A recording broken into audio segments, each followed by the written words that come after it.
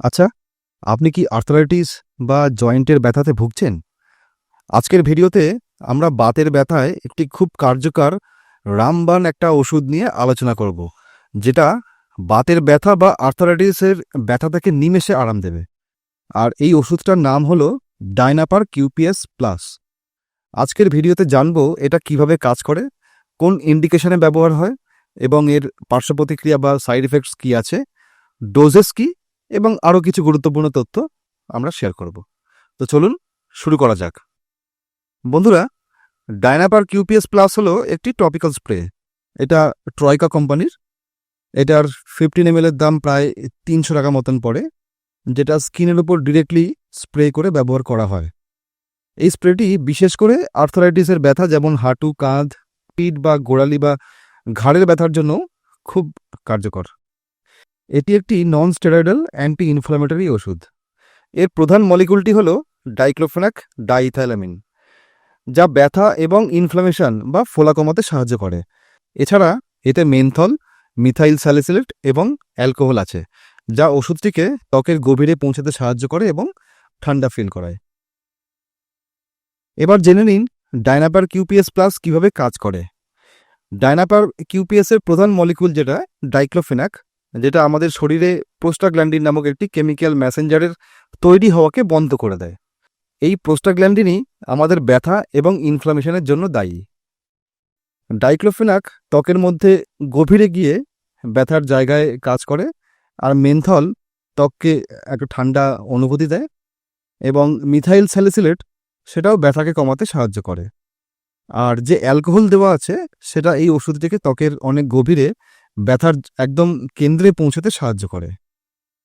ডাইনাপার কিউপিএসের এই কিউপিএস টেকনোলজিটা US patented একটা technology, যার ফলে ডাইক্লোফেনাকের স্কিন দিয়ে অনেক বেশি পরিমাণে আর ফাস্ট অ্যাবজর্পশন হয়, যার ফলে এর এফিকেসিও অনেক গুণ বেড়ে যায় অন্যান্য ডাইক্লোফেনাক জেল বা ট্যাবলেটের থেকে।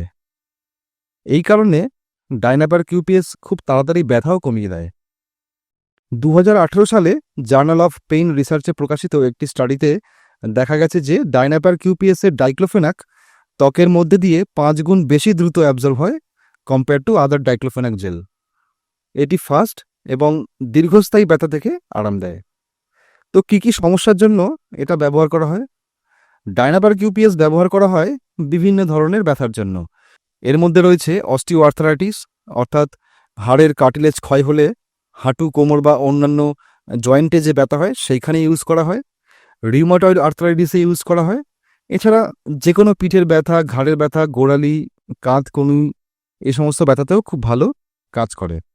এমনকি খেলাধুলার সময় চোটজনিত ব্যথা, মচকানো বা টান পড়াতেও এটা খুব ভালোভাবে ব্যবহার করা যেতে পারে। তো ডাইনাপার কিউপিএস প্লাস কীভাবে ব্যবহার করবেন?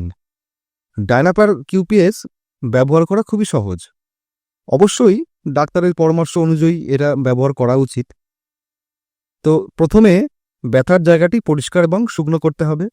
এরপর ডাইনাপার কিউপিএসের বোতলটি একটু ঝাঁকি নিয়ে সোজা করে ধরে 3 থেকে 4 ইঞ্চি দূর থেকে 4টি স্প্রে করতে হবে ব্যথার উপরে, এবং সারাদিনে 2বার স্প্রেই যথেষ্ট।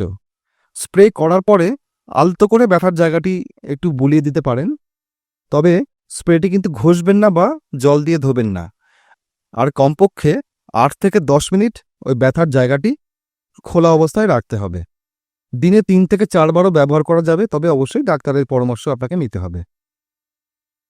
2020 সালে ইন্ডিয়ান জার্নাল অফ মেডিকেল রিসার্চে প্রকাশিত একটি রিসার্চে দেখা গেছে যে ডাইনাপার কিউপিএস অস্টিওআর্থ্রাইটিসের রোগীদের হাঁটুর ব্যথা সিগনিফিক্যান্টলি কম করে, বিশেষ করে যখন এটি দিনে 3 থেকে 4 বার ব্যবহার করা হয়। তো তার মানে দিনে 3 থেকে 4 বারও ডাইনাপার কিউপিএস ব্যবহার করা যেতে পারে। এবার জানি ডাইনাপার কিউপিএস প্লাসের কী কী সাইড এফেক্টস আছে বা কী কী পার্শ্ব প্রতিক্রিয়া আছে। ডাইনাপার কিউপিএস স্কিনে ব্যবহার করা হয় বলে এর সাইড এফেক্ট ওরাল ডাইক্লোফেনাকের চেয়ে অনেক কম, তবে কিছু ক্ষেত্রে ত্বকে লাল ভাব, চুলকানি বা র্যাশ বেরোতে পারে। তো সেক্ষেত্রে আপনাকে ডাইনাপার কিউপিএস প্লাস ব্যবহার না করাটাই শ্রেয়। আর কাদের জন্য এই স্প্রে একদমই ব্যবহার না করাই উচিত? দেখুন, গর্ভবতী মহিলারা, বিশেষ করে প্রেগনেন্সির শেষ 3 মাসে এটি ব্যবহার না করাই উচিত। কারণ এতে শিশুর ক্ষতি হতে পারে। আর যে মায়েরা বুকের দুধ খাওয়ান তাদের ডাক্তারের পরামর্শ ছাড়া কিন্তু এই স্প্রে ব্যবহার করা উচিত নয়।